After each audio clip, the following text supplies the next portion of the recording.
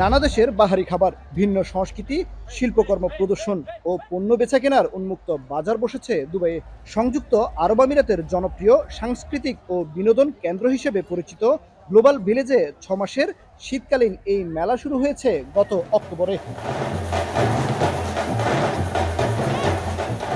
বিভিন্ন দেশের pavilion, theme park, শিশু কিশোরদের খেলার মাঠ, সাংস্কৃতিক নানা আয়োজন আর খাবারের স্টল মুগ্ধ করছে দর্শনার্থীদের। প্রতি বছর লাখো পর্যটক ও স্থানীয়রা ভিড় জমান এখানে। চলতি বছরের 29তম আসরে যুক্ত হয়েছে ইরাক, জর্ডান, শ্রীলঙ্কা ও বাংলাদেশের প্যাভিলিয়ন। যদিও বাণিজ্যিক কার্যক্রমে সরাসরি অংশ নেই বাংলাদেশের, শ্রীলঙ্কার মাধ্যমে বাংলাদেশি পণ্যগুলো প্রদর্শন করা হচ্ছে। हम लोग का जो है ना अपने बांग्लादेशी भाई लोग का कपड़े का भी हम लोग को बहुत अच्छा कपड़ा है, हमने सुना है लिनन, मेनली लिनन का है, वो भी इधर आके उसका प्रमोट करे। और एनी अदर प्रोडक्ट बांग्लादेशी का है वो हम लोग इधर लेके आना चाहता है। तो इसके लिए हम लोग को गवर्नमेंट का भी सपोर्ट चाहिए, पब्लिक का भी सपोर्ट चाहिए। স্টল ভাড়া নিয়ে ব্যবসা করছেন বাংলাদেশি কিছু ব্যবসায়ী।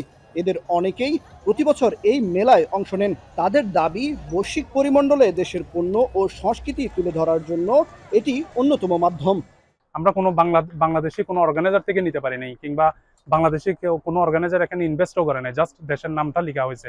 এই স্টলগুলো ফুল হয়ে গেছে। বাংলাদেশ শ্রীলঙ্কা মিলে যৌথভাবে আমাদের বাংলাদেশের বিজনেস মাশাআল্লাহ খুব ভালো হচ্ছে। এখানে সব ধরনের কাস্টমার আসে, ইংলিশ বলো, আরবি বলো, বাংলাদেশি বলো, পুরো ওয়ার্ল্ডের এটা ফেমাস। আমাদের বাংলাদেশকে পুরো বিশ্বের কাছে ফুটাই তোলার জন্য গ্লোবাল ভিলেজ একটা অন্যতম মাধ্যম। মেলায় অংশগ্রহণের ক্ষেত্রে বাংলাদেশি ব্যবসায়ীদের আগ্রহী করে তোলার কথা বলছে বাংলাদেশ মিশন।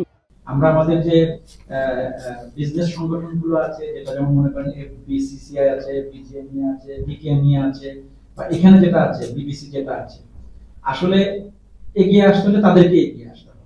সরকার এই জায়গাটাকে ফ্যাসিলিটেট। 2025 সালের 11 মে পর্যন্ত চলবে এই আয়োজন। দর্শনার্থীদের জন্য খুলে দেওয়া হয় প্রতিদিন বিকেল 4টায়। গত আসরে রেকর্ড প্রায় 1 কোটি দর্শনার্থী এসেছিল গ্লোবাল ভিলেজে। কামরুল হাসান, জনি, এখন সংযুক্ত আরব আমিরাত।